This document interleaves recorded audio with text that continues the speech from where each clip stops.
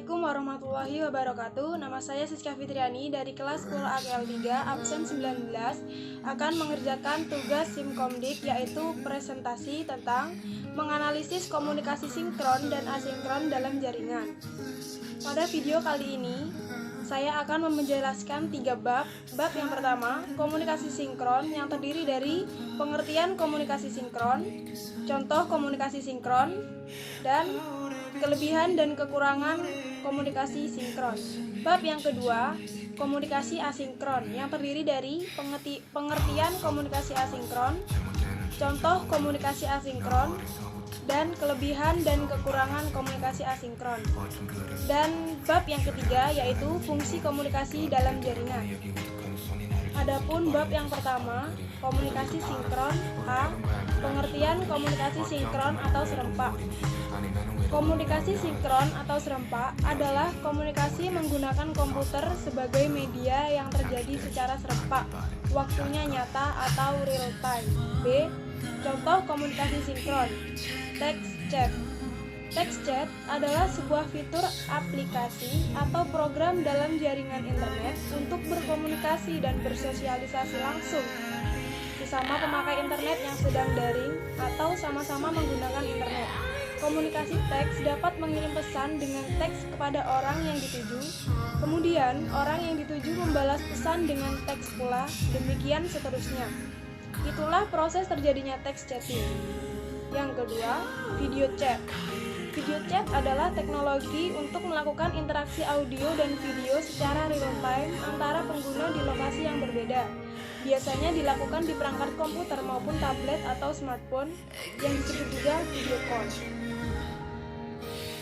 C. Kelebihan dan kekurangan komunikasi sinkron. 1. Kelebihannya, kecepatan transmisi yang kian laju karena pada sinkron tidak memakai bit lanjutan setiap memberikan paket data. Dilakukan secara real time, yang berarti tidak ada waktu tunda di antara pengguna.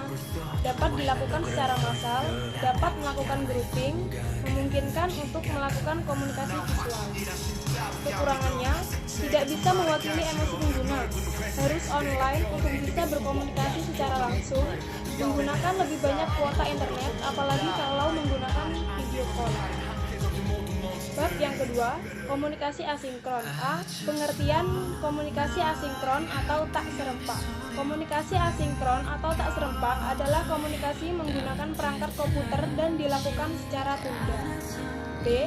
Contoh komunikasi asinkron ada email, forum, rekaman simulasi visual, serta membaca dan menulis dokumen daring melalui World Wide Web.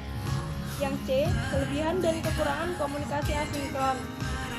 Pertama, kelebihannya tidak terbatas, dapat digunakan untuk kepentingan resmi, tidak harus langsung membalas, tidak ada notifikasi terbaca di sang pengirim.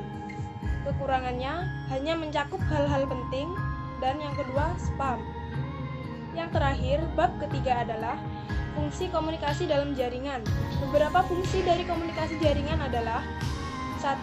Menyingkat waktu, 2. Pengiriman data dalam jumlah besar, 3. Menghilangkan jarak, 4. Memungkinkan komunikasi dalam skala besar, 5. Pengungkapan emosional, 6. Pengendali komunikasi, 7. Sarana motivasi, 8. Sarana evaluasi. Mungkin itu yang dapat saya sampaikan pada video kali ini. Kurang lebihnya mohon maaf. Wassalamualaikum warahmatullahi wabarakatuh.